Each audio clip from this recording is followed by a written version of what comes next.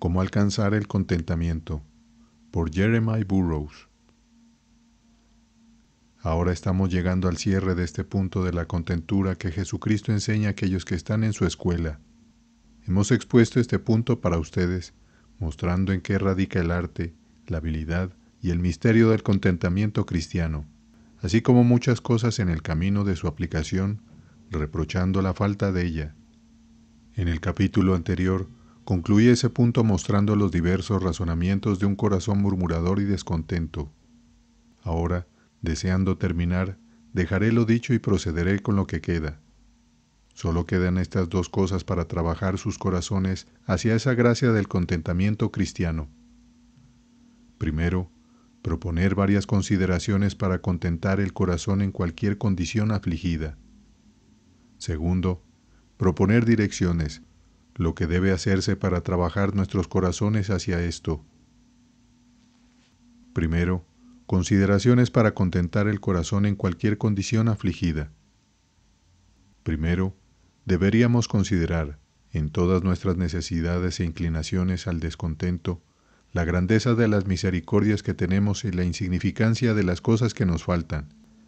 Las cosas que nos faltan, si somos piadosos, son cosas de muy poca importancia en comparación con las cosas que tenemos, y las cosas que tenemos son de muy gran importancia. En su mayoría, las cosas por las que las personas están descontentas y murmuran son cosas que los réprobos tienen o pueden tener.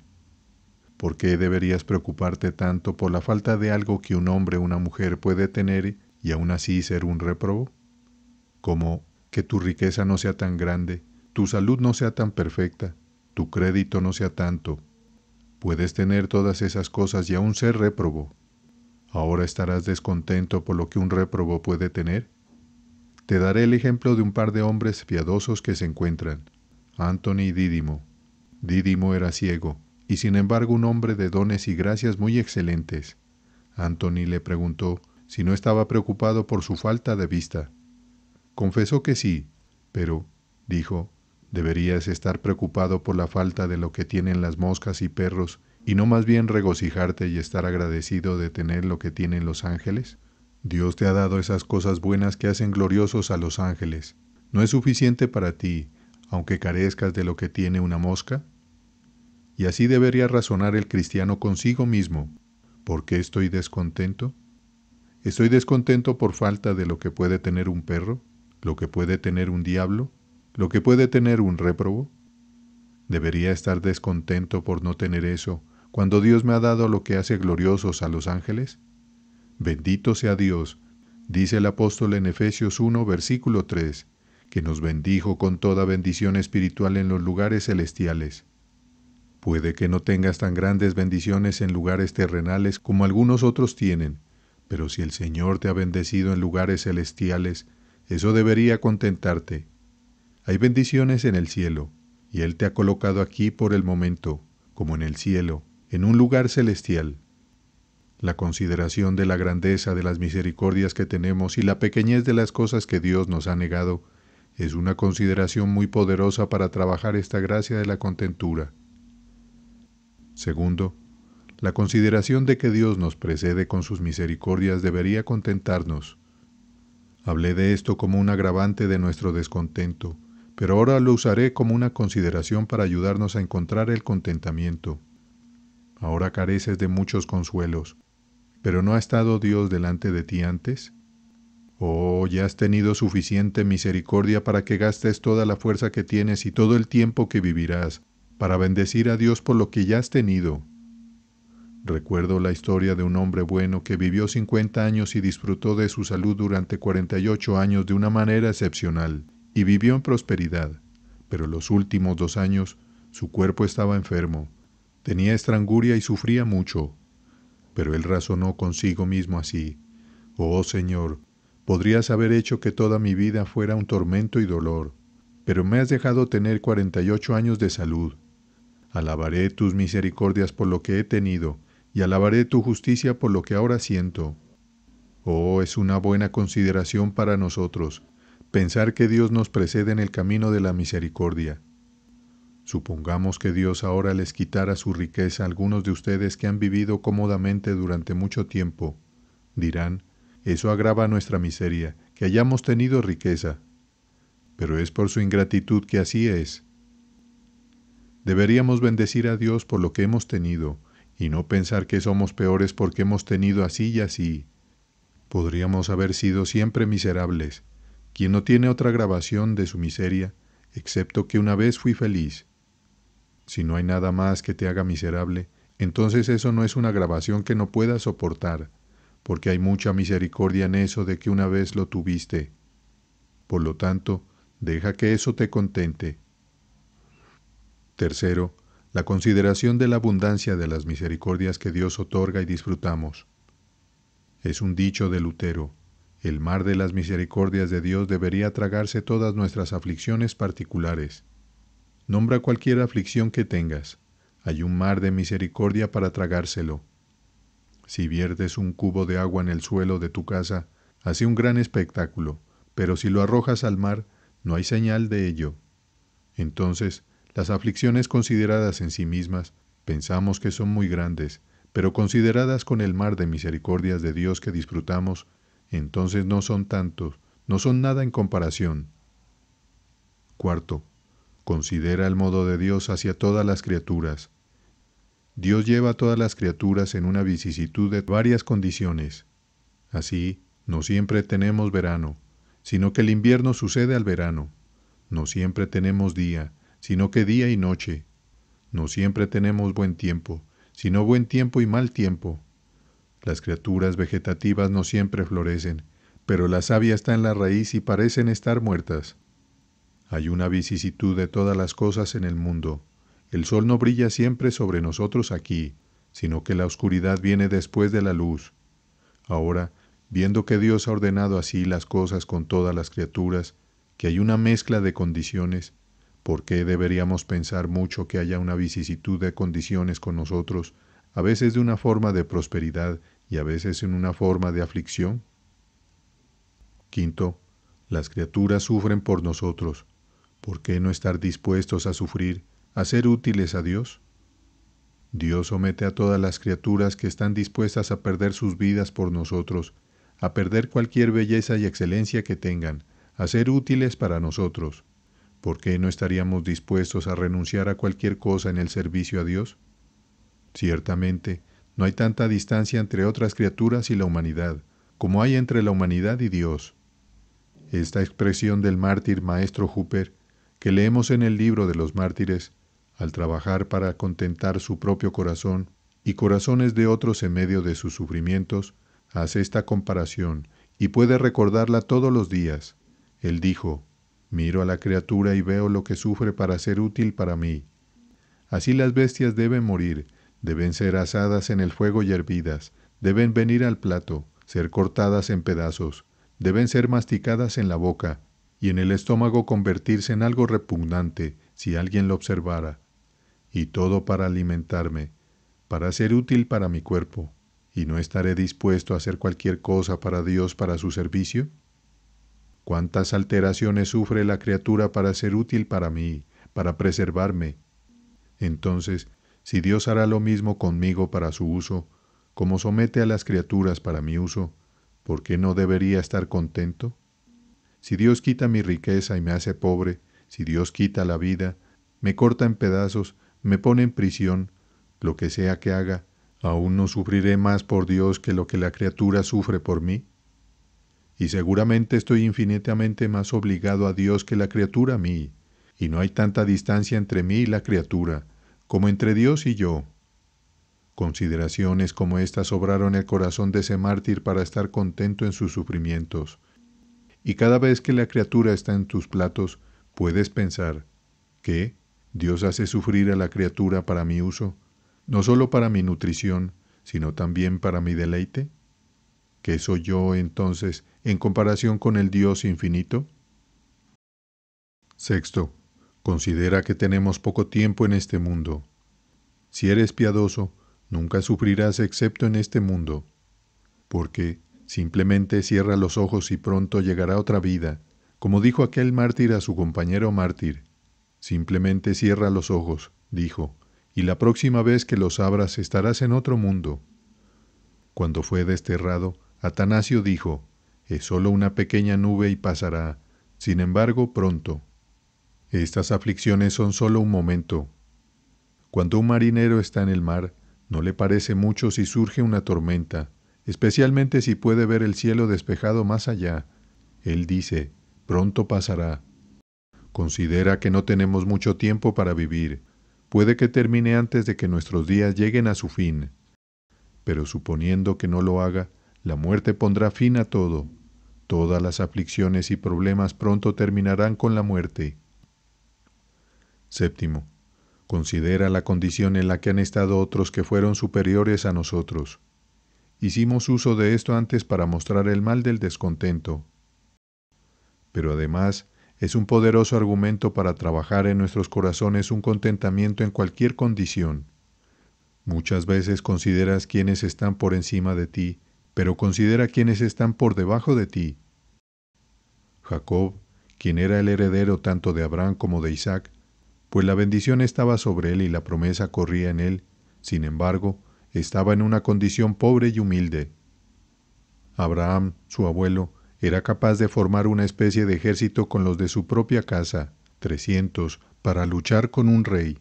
Sin embargo, Jacob, su nieto, cruza el Jordán con un bastón y vive en una condición muy pobre y humilde durante mucho tiempo. Moisés podría haber tenido todo el tesoro de Egipto, y algunos historiadores dicen de él que la hija de Faraón lo adoptó como hijo porque Faraón no tenía heredero para la corona, y así habría sido probable que llegara a la corona. Sin embargo, en qué baja condición vivió cuando fue a vivir con Jetro, su suegro, 40 años seguidos. Después, cuando regresó a Egipto, con su esposa, hijos y todo lo que tenía, solo tenía una bestia para llevarlo. Regresó a Egipto desde su suegro en una condición humilde. Y sabemos cómo Elías fue alimentado por los cuervos y cómo tuvo que cuidar de su vida de vez en cuando y correr por el desierto de un lado a otro. Y lo mismo hizo Eliseo. Muchas veces estuvo en una condición baja. Los profetas de Dios estuvieron escondidos en una cueva por días, y allí fueron alimentados con pan y agua. Y al profeta Jeremías lo metieron en un calabozo.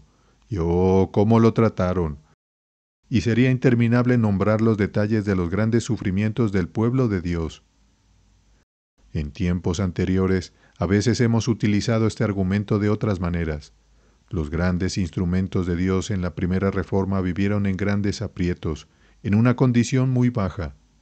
Incluso Lutero mismo, cuando estaba a punto de morir, aunque era un hombre de gran utilidad pública, y era un gran hombre en las cortes de los príncipes, dijo, «Señor, no tengo ni casa ni tierras, ni propiedades que dejar a mi esposa o hijos, pero los encomiendo a ti». Y así Musculus, quien fue un instrumento muy escogido de Dios en su tiempo, aunque fue un hombre que valía incluso un reino por la excelencia de su espíritu y aprendizaje, porque fue uno de los hombres más sabios de su tiempo, sin embargo, a veces se vio obligado a cavar en la zanja común para conseguir pan para su familia. ¿Qué haríamos si estuviéramos en una condición como la de estos hombres? Pero, sobre todo, pongamos a Cristo delante de nosotros, quien profesa que las aves del cielo tienen nidos y los zorros cuevas. Sin embargo, el Hijo del Hombre no tenía lugar donde esconder su cabeza. En una condición tan baja estaba él. La consideración de estas cosas es muy útil. También es útil para hombres y mujeres de riqueza ir a las casas de personas pobres y ver cómo viven, ir a los hospitales y ver las heridas de los soldados y otros, y ver la lamentable condición en la que viven las personas que viven en algunos asilos, y qué pobre alimento tienen, y a qué apuros están sometidos. A veces oyes hablar de ellos, pero si fueras a verlos, no solo despertaría la caridad de ustedes hacia ellos, sino que despertaría la gratitud en sus corazones hacia Dios.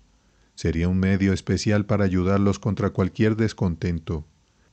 Te irías y verías razones para bendecir a Dios y decir, si estuviera en una condición como la de ellos, ¿qué haría?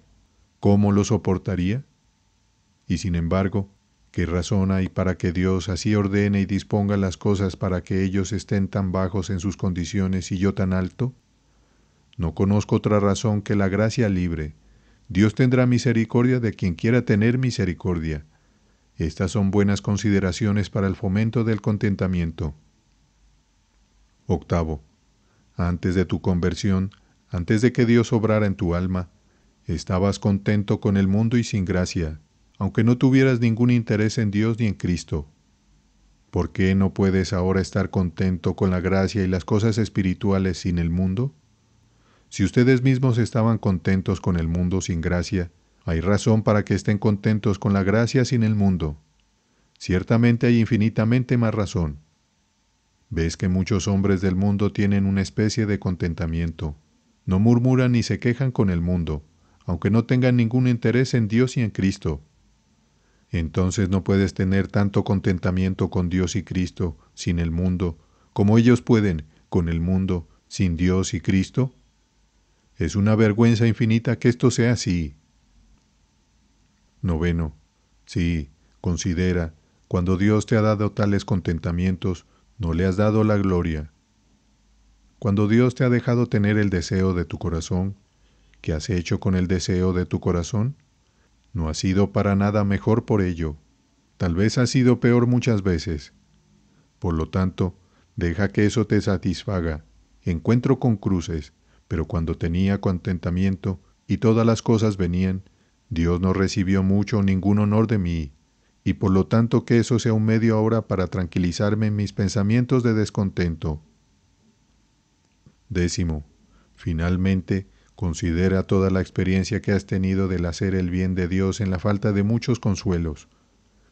Cuando Dios te contradice, ¿nunca has tenido experiencia de abundancia de bien en las aflicciones?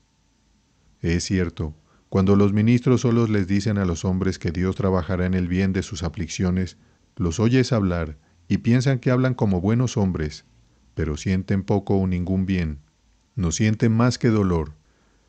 Pero cuando no solo podemos decirte que Dios ha dicho que trabajará el bien de tus aflicciones, sino que podemos decirte que tú mismo lo has encontrado así por experiencia, que Dios ha hecho que las aflicciones anteriores sean grandes beneficios para ti, y que no habrías estado sin ellas, o sin el bien que vino por ellas por el mundo, tales experiencias tranquilizarán enormemente el corazón y lo llevarán al contentamiento.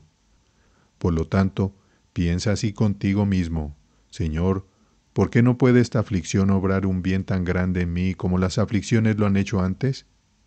Quizás encuentres muchas otras consideraciones, además, en tus propias meditaciones. Estas son las principales que he pensado.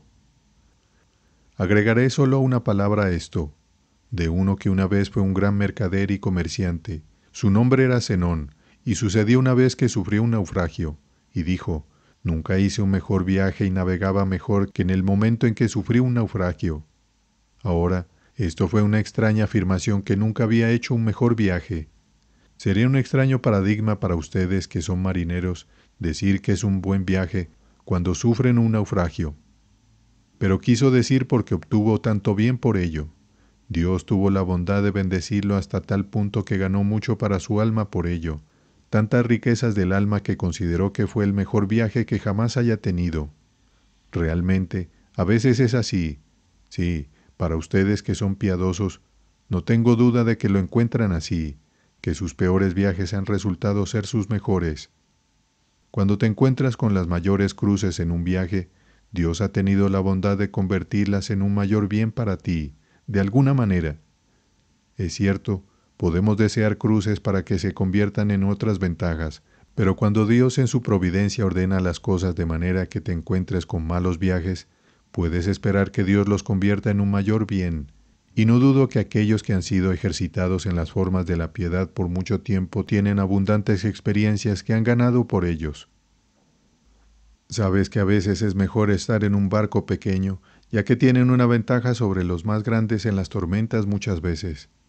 En una tormenta un barco pequeño puede meterse en un lugar poco profundo y así estar seguro, pero sus barcos grandes no pueden. Deben estar afuera y sacudidos de un lado a otro en la tormenta y tempestad, y así muchas veces se estrellan contra las rocas. Y así puede ser, Dios ve que se acerca una tormenta, y si estás en un gran barco puedes estrellarte contra las rocas y tierras. Dios, por lo tanto, te pone en un barco más pequeño para que estés seguro. Dejaremos de hablar esas consideraciones ahora, pero no quisiera que las dejaras de lado y sacaras de tus pensamientos, sino que trabajaras, especialmente aquellas que más te conciernen, para hacer uso de ellas en un momento necesario, cuando encuentres algún descontento en tu espíritu. Lo principal que pretendo por medio de este aparato es proponer direcciones, qué hacer para ayudar a nuestros corazones al contentamiento, porque, en cuanto a más consideraciones, ya hemos hablado ampliamente de ellas, porque hemos abierto la mayoría de las cosas al mostrar cuáles son las lecciones que Cristo enseña a los hombres cuando los lleva a su escuela, para enseñarles este arte. Digo, ya hemos hablado allí de las cosas especiales que son más considerables para ayudarnos a esta gracia del contentamiento. Segundo, por lo tanto, ahora todo lo que haré además de este punto será dar algunas direcciones. ¿Qué camino tomar para lograr esta gracia del contentamiento? Primero, todas las reglas y ayudas en el mundo nos servirán de poco si no obtenemos un buen temple dentro de nuestros corazones. Nunca podrás hacer que un barco se mantenga estable, apuntalándolo desde afuera. Sabes que debe haber lastre dentro del barco para hacerlo ir estable. Y así, no hay nada fuera de nosotros que pueda mantener nuestros corazones y de manera estable y constante, sino lo que está dentro de nosotros. La gracia está dentro del alma, y esto lo hará. Segundo, si deseas tener una vida contenta, no te aferres demasiado al mundo. No te ocupes más de los negocios del mundo de lo que Dios te llama a hacer. No seas codicioso de tomar mucho del mundo, porque si un hombre va entre espinos, cuando puede tomar un camino más sencillo, no tiene motivo para quejarse de que sea pinchado por ellos. ¿Vas entre espinos? ¿Es tu camino? ¿Debes necesariamente ir entre ellos? Entonces es otro asunto. Pero si eliges voluntariamente ese camino, cuando podrías ir por otro, entonces no tienes motivo para quejarte. Si hombres y mujeres se empujan hacia cosas del mundo que no necesitan, entonces no es de extrañar que sean pinchados y se encuentran con lo que los perturba. Porque tal es la naturaleza de todas las cosas aquí en este mundo, que todo tiene algún pinchazo.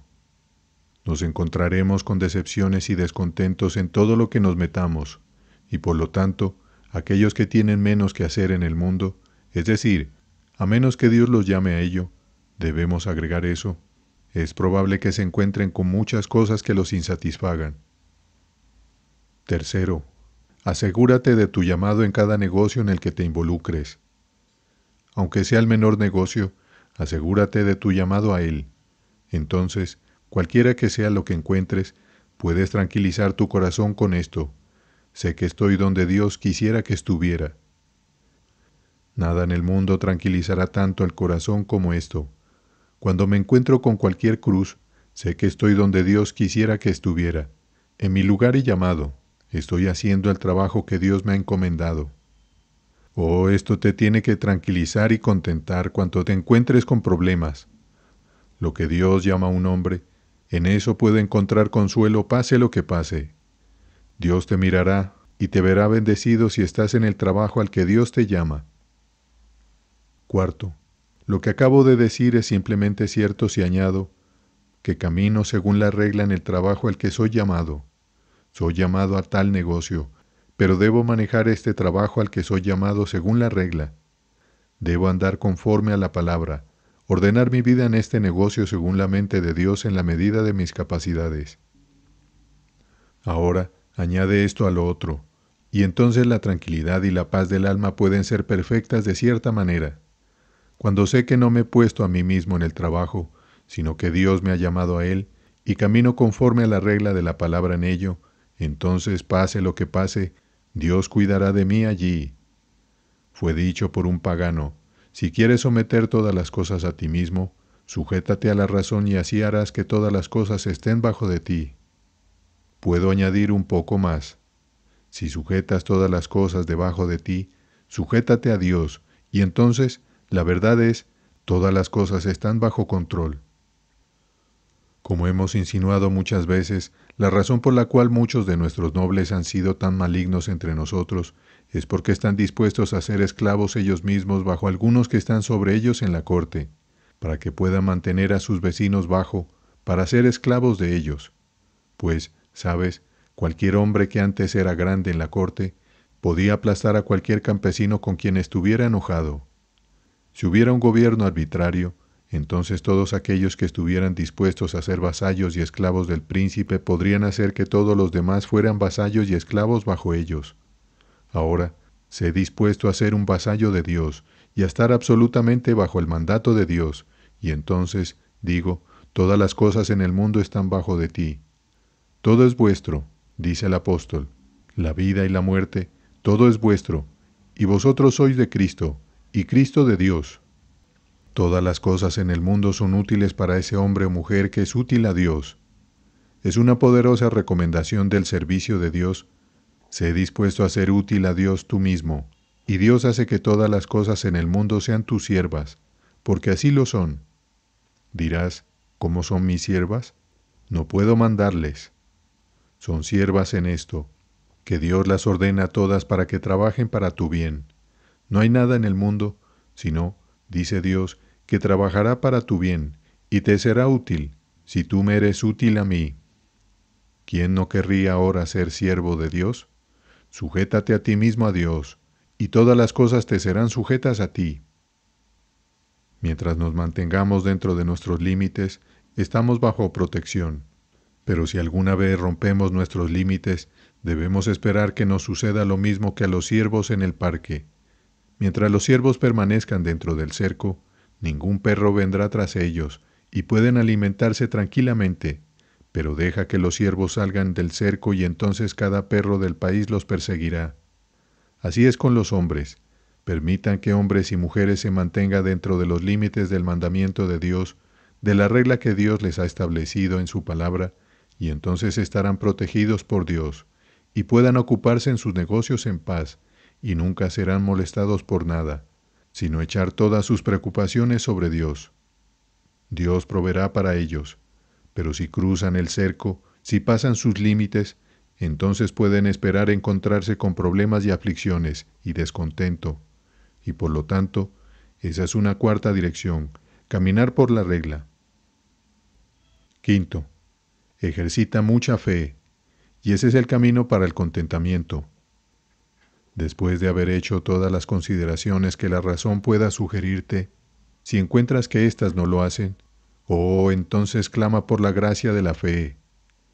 Un hombre puede llegar muy lejos solo con el uso de la razón para ayudarlo al contentamiento, pero cuando la razón se encuentra en un callejón sin salida, entonces pon la fe a trabajar. Fue dicho por el reverendo divino Maestro Perkins, a quien Dios hizo tan útil en su tiempo: la vida de fe, dijo, es una verdadera vida, de hecho, la única vida. Ejercita la fe, no solo en la promesa de que todo obrará para bien a los que temen a Dios, sino ejercita también la fe en Dios mismo, así como en su palabra, en los atributos de Dios. Fue dicho por Sócrates, un pagano, dado que Dios se preocupa tanto por ti, ¿por qué necesitas preocuparte por algo tú mismo? Fue una extraña declaración para un pagano. Oh cristiano, si tienes fe, en tiempos de extrema necesidad piensa así: este es el momento en que Dios llama al ejército de la fe. ¿Qué puedes hacer con tu fe si no puedes calmar tu corazón en el descontento? Había un dicho de un tal Dionisio que había sido rey y después fue llevado a una condición tan baja como para ganarse la vida siendo maestro de escuela. Alguien viene y le pregunta: ¿qué has conseguido con tu filosofía de Platón y otros? ¿Qué he conseguido? Dice él. He conseguido esto, que aunque mi condición haya cambiado de una posición tan alta a baja, aún puedo estar contento. Entonces, ¿qué obtienes al ser creyente, cristiano? ¿Qué puedes hacer con tu fe? Puedo hacer esto. Puedo en todo echar mi cuidado sobre Dios, echar mi carga sobre Dios. Puedo en paz confiar mi camino a Dios. La fe puede hacer esto. Por lo tanto, cuando la razón no puede ir más allá, deja que la fe se suba a los hombros de la razón y diga: veo tierra, aunque la razón no la vea, veo el bien que saldrá de todo este mal. Ejercita la fe a menudo resignándote a Dios, entregándote a Dios y a sus caminos. Cuanto más te entregues a ti mismo a Dios de una manera creyente, más paz y tranquilidad tendrás. Sexto, esfuérzate por estar espiritualmente orientado, es decir, frecuentemente meditan las cosas que son de arriba.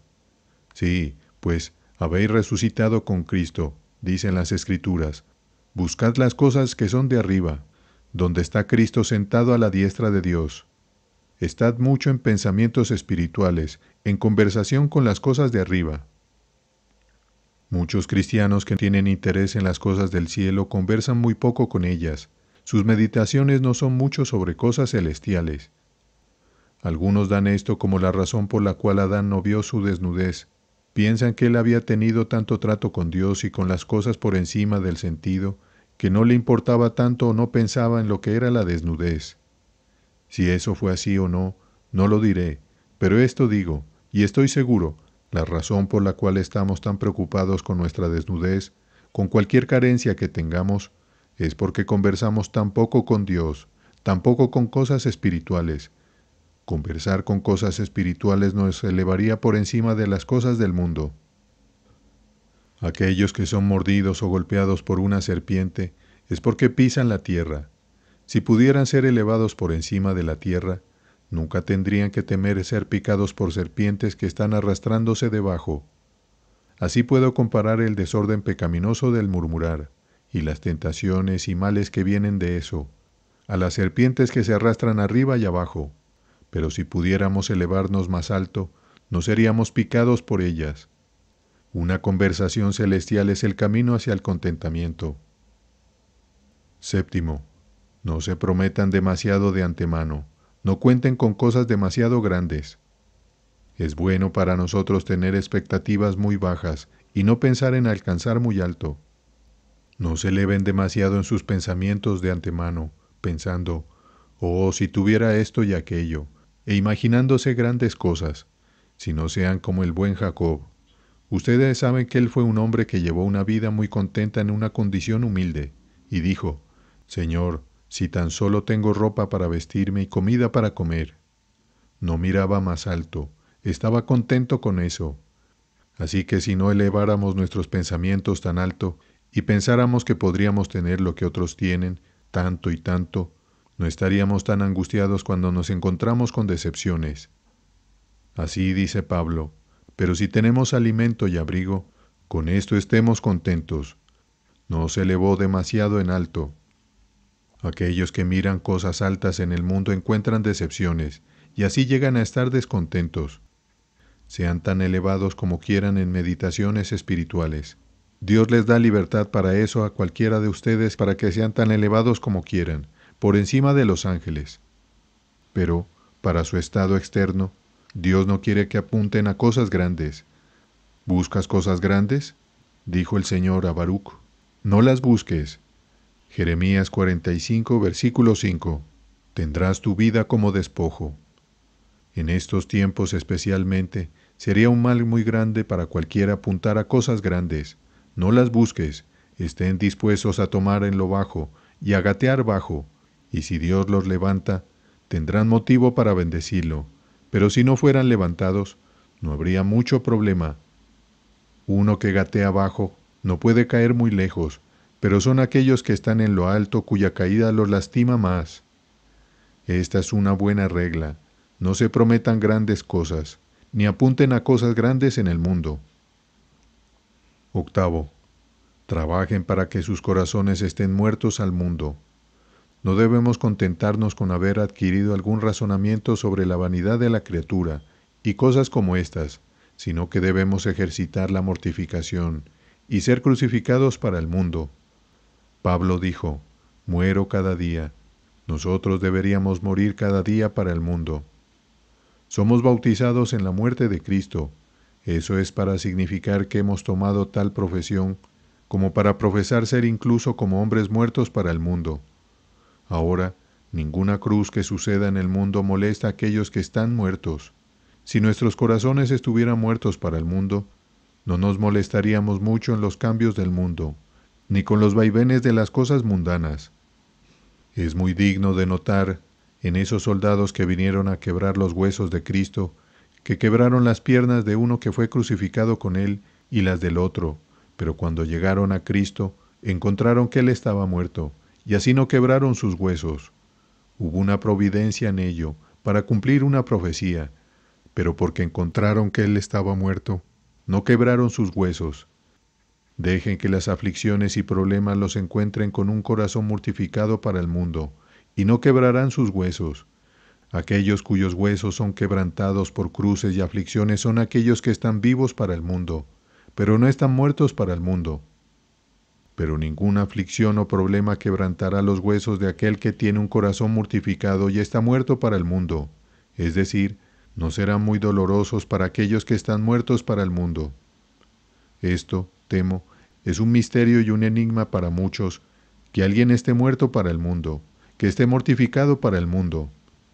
Ahora no es mi trabajo explicarles qué es la mortificación o la muerte para el mundo, sino solo que es tener nuestros corazones tan apartados de las cosas del mundo como si no las usáramos, no considerándolas nuestra vida, nuestras comodidades, nuestra felicidad.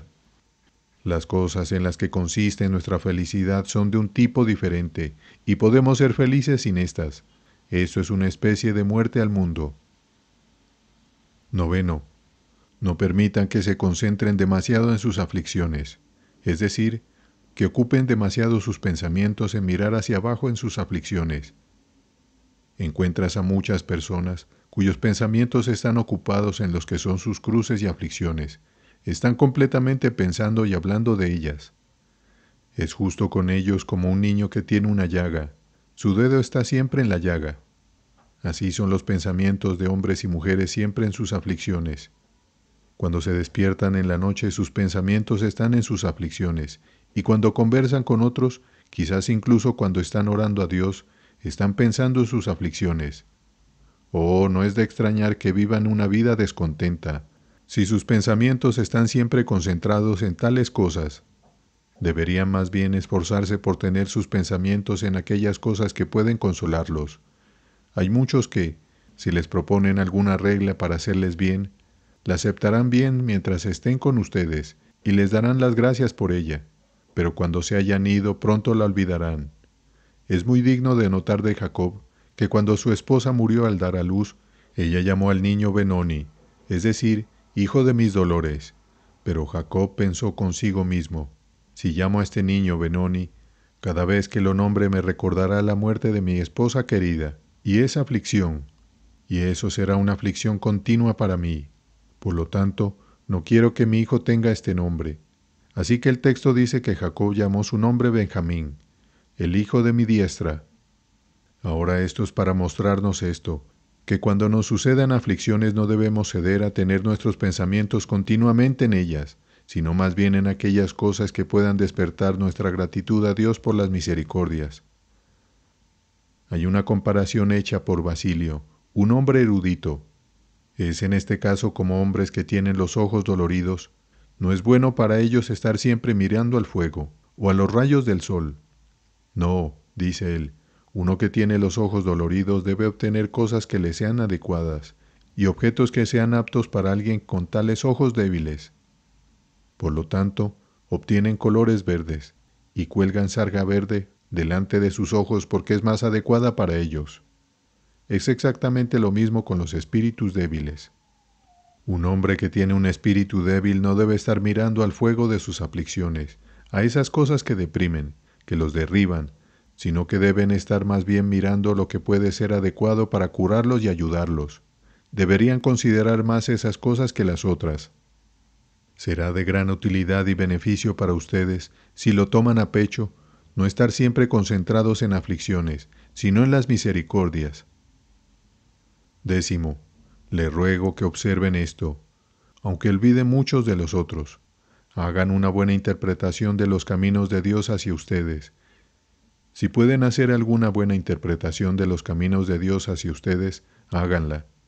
Piensan mucho si tienen un amigo que siempre hace malas interpretaciones de sus caminos hacia él. Lo tomarían mal. Si conversaran con personas con las que no pueden decir una palabra, pero están dispuestas a hacer una mala interpretación de ello y tomarlo en un sentido malo, encontrarían su compañía muy tediosa para ustedes. Es muy tedioso para el Espíritu de Dios cuando hacemos tales malas interpretaciones de sus caminos hacia nosotros. Cuando Dios trata con nosotros de manera diferente a como quisiéramos que lo hiciera, si se puede poner un sentido peor que otro, nos aseguraremos de hacerlo. Así, cuando te sucede una aflicción, se pueden hacer muchos buenos sentidos de las obras de Dios hacia ti. Deberías pensar así: puede ser que Dios solo me esté probando con esto. Puede ser que Dios vio que mi corazón estaba demasiado puesto en la criatura, y así Él pretende mostrarme lo que hay en mi corazón. Puede ser que Dios vio que, si mi riqueza continuaba, caería en pecado, que cuando mejor fueran mis posesiones, peor sería mi alma. Puede ser que Dios solo pretendía ejercitar alguna gracia. Puede ser que Dios pretenda prepararme para algún gran trabajo que tiene para mí. Así debería razonar. Pero nosotros, por el contrario, hacemos malas interpretaciones de los caminos de Dios hacia nosotros y decimos: Dios no dignifica esto. Seguramente, el Señor por esto quiere manifestar su ira y desagrado contra mí, y esto no es más que un avance de más males que Él tiene hacia mí. Tal como lo hicieron en el desierto, nos ha traído Dios aquí para matarnos. Esta es la peor interpretación que pueden hacer posible de los caminos de Dios. Oh, ¿por qué harán estas peores interpretaciones cuando puede haber mejores? En 1 Corintios 13, versículo 5, cuando la Escritura habla de amor, dice: el amor no piensa mal. El amor es de esa naturaleza que si se pueden hacer 10 interpretaciones de una cosa, 9 de ellas malas y una buena, el amor tomará la buena y dejará las otras 9. Y así, aunque se les puedan presentar 10 interpretaciones sobre el camino de Dios hacia ustedes, y si solo una es buena y 9 malas, deberían tomar esa que es buena y dejar las otras 9. Les ruego que consideren que Dios no trata con ustedes como ustedes tratan con Él. Si Dios hiciera la peor interpretación de todos sus caminos hacia Él, como ustedes hacen de los suyos hacia ustedes, les iría muy mal. Dios se complace en manifestar así su amor hacia nosotros, en hacer las mejores interpretaciones de lo que hacemos, y por lo tanto Dios pone un sentido sobre la acción de su pueblo que uno pensaría que difícilmente podría ser. Por ejemplo, Dios se complace en llamar perfectos a aquellos que tienen alguna rectitud de corazón en ellos. Él los cuenta como perfectos. Sed perfectos como vuestro Padre Celestial es perfecto. La rectitud en el sentido de Dios es la perfección. Ahora, cuando miramos dentro de nuestros propios corazones apenas podemos ver algo bueno allí, y sin embargo Dios se complace en hacer tal interpretación como para decir: es perfecto. Cuando miramos dentro de nuestros propios corazones, no podemos ver nada más que inmundicia. Dios los llama sus santos. Él llama santo al cristiano más humilde que tenga la menor gracia bajo la mayor corrupción. Ustedes dicen que no podemos ser santos aquí, pero aún así en la estimación de Dios somos santos. ¿Saben el título habitual que el Espíritu Santo da en varias de las epístolas a aquellos que tienen alguna gracia, alguna rectitud? Es: a los santos en tal lugar. ¿Ven qué interpretación hace Dios de ellos? Son santos para Él. Y así podría nombrar en muchos otros particulares como Dios hace la mejor interpretación de las cosas. Si hay una abundancia de mal y un poco de bien, Dios pasa por alto más bien el mal y toma nota del bien. A veces he utilizado un lugar muy notable en Pedro, sobre Sara. Sara tuvo una conversación con su esposo en Génesis 18, versículo 12. Ella llamó a su esposo Señor. Solo hubo una única buena palabra en un discurso malo e incrédulo, pero sin embargo, cuando el apóstol menciona ese discurso en 1 de Pedro 3, versículo 6, el Espíritu Santo deja de lado todo lo malo y la elogia por llamar a su esposo Señor, por poner un título reverente sobre su esposo. Así es como Dios trata graciosamente con nosotros. Si hay solo una buena palabra entre muchas malas, ¿qué interpretación hace Dios? Así deberíamos hacer nosotros. Si solo hay una buena interpretación que podemos hacer de una cosa, deberíamos usar la buena en lugar de la mala. Oh, hermanos míos, quisiera poder hablar solo de aquellos que son piadosos. Conserven buenos pensamientos de Dios. Tengan cuidado de juzgar a Dios como un amo duro. Hagan buenas interpretaciones de sus caminos, y ese es un medio especial para ayudarlos a encontrar contentamiento en su curso. 11. No presten tanta atención a fantasías de hombres como a lo que realmente sienten ustedes mismos, porque la razón de nuestro descontento muchas veces es más por las fantasías de otros hombres que por lo que encontramos que nos falta a nosotros mismos. Pensamos que la pobreza es un gran mal. ¿Por qué? Porque así es estimada por otros, más que porque la gente la siente así a ellos mismos, a menos que estén en una extrema pobreza. Les daré una clara demostración de que casi todo el descontento en el mundo es más por las fantasías de otros que por el mal que está sobre ellos mismos. Pueden pensar que su riqueza es pequeña y por eso están descontentos, y es una aflicción grave para ustedes, pero si todos los hombres del mundo fueran más pobres que ustedes, entonces no estarían descontentos. Entonces se regocijarían en sus posesiones, aunque no tuvieran un centavo más de lo que tienen. Tomen a un hombre que solo puede ganar 12 peniques al día y dirán, esto es solo una cosa pobre para mantener una familia. Pero supongan que no haya un hombre en el mundo que tenga más que esto. Sí, que todos los demás hombres menos ustedes tuvieran un salario algo menor que ustedes, entonces pensarían que su condición es bastante buena. No tendrían más entonces de lo que tienen ahora. Por lo tanto, parece que esto es más por las fantasías de otros hombres que por lo que sienten, lo que les hace pensar que su condición es tan grave. Porque si todos los hombres del mundo los consideran felices, más felices que ellos mismos, entonces estarían contentos. Oh, no permitan que su felicidad dependa de las fantasías de otros hombres. Hay un dicho de Crisóstomo, que recuerdo en este mismo caso. No hagamos que la gente en este caso sean nuestros señores. Como no debemos hacer que los hombres sean los señores de nuestra fe, tampoco los señores de nuestros consuelos. Es decir, nuestro consuelo no debería depender más de sus imaginaciones de lo que sentimos en nosotros mismos. Puede ser que otros piensen que estén en una condición afligida. Sí, pero gracias a Dios, por mí mismo no lo percibo así. Si no fuera por el desprecio y la indiferencia de otros hombres, mi condición no sería tan mala para mí como lo es ahora. Eso es lo que hace que mi condición sea afligida. 12.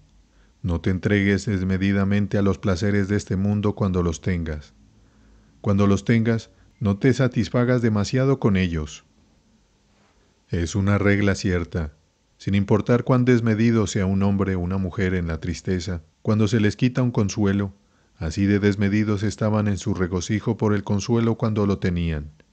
Por ejemplo, Dios quita un hijo, y tú estás desmedidamente afligido, más allá de lo que Dios permite de manera natural o cristiana.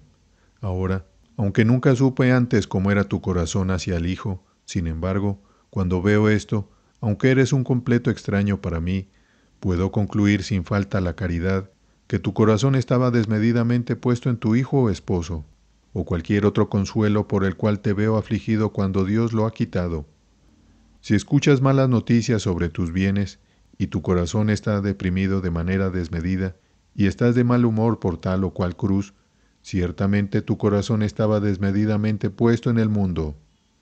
Así también, por tu reputación, si escuchas que otros dicen esto o aquello malo de ti, y tu corazón está deprimido porque piensas que sufres en tu nombre, tu corazón estaba desmedidamente puesto en tu nombre y reputación. Por lo tanto, la manera para que no seas desmedido en tu tristeza por las aflicciones no es ser desmedido en tu amor y deleites cuando tienes prosperidad. Estas son las principales directrices para nuestra ayuda, para que podamos vivir vidas tranquilas y contentas. Hermanos míos, para concluir, si yo fuera a decirles que puedo mostrarles una manera de no carecer nunca de nada, no dudo que entonces tendríamos mucho acercamiento a tal sermón, cuando un hombre debería emprender, manifestar a la gente cómo nunca más deben carecer de nada. Pero lo que les he estado predicando ahora llega a lo mismo. Equilibra esto, y es en efecto lo mismo. ¿No es casi lo mismo nunca carecer de algo o nunca carecer de contentamiento? Ese hombre que nunca carece de un espíritu contento, verdaderamente nunca puede decirse que carece de mucho. Oh, la palabra presenta un camino lleno de consuelo y paz para el pueblo de Dios incluso en este mundo. Pueden vivir vidas felices en medio de todas las tormentas y tempestades del mundo.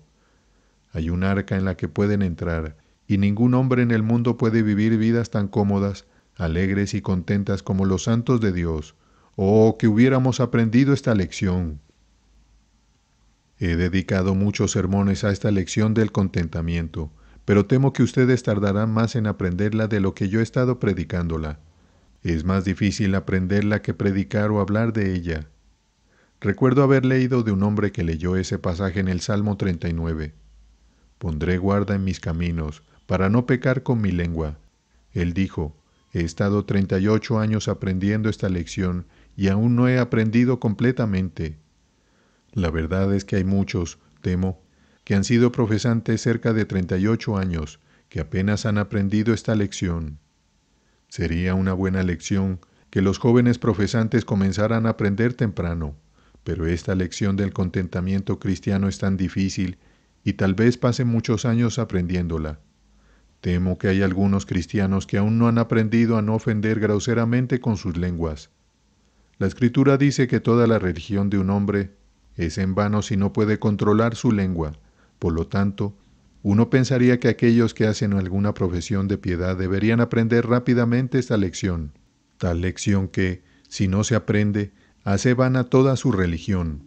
Pero esta lección del contentamiento cristiano puede llevar más tiempo de aprenderla, y hay muchos que están aprendiéndola todos los días de sus vidas, y aún no son expertos. Pero Dios no lo quiera que se diga de alguno de nosotros en cuanto a esta lección, como el apóstol dice de las viudas en Timoteo, que siempre estaban aprendiendo y nunca llegaron al conocimiento de la verdad. Oh, no sigamos siempre aprendiendo esta lección del contentamiento, y aún no lleguemos a tener habilidad en ella.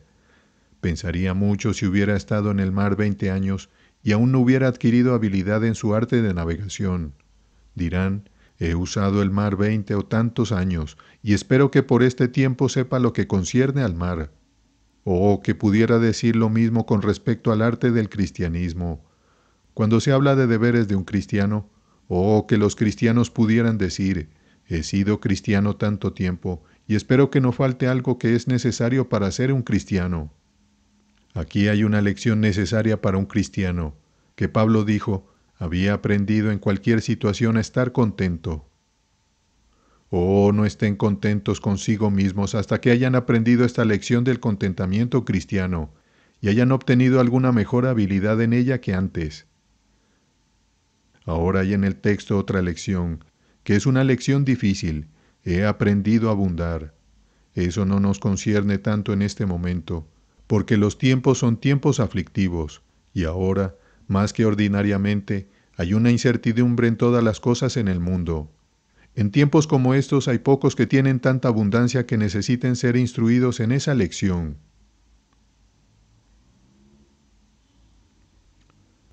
¿Cómo un cristiano puede alcanzar el contentamiento? Por Jeremiah Burroughs. Colgado en el madero.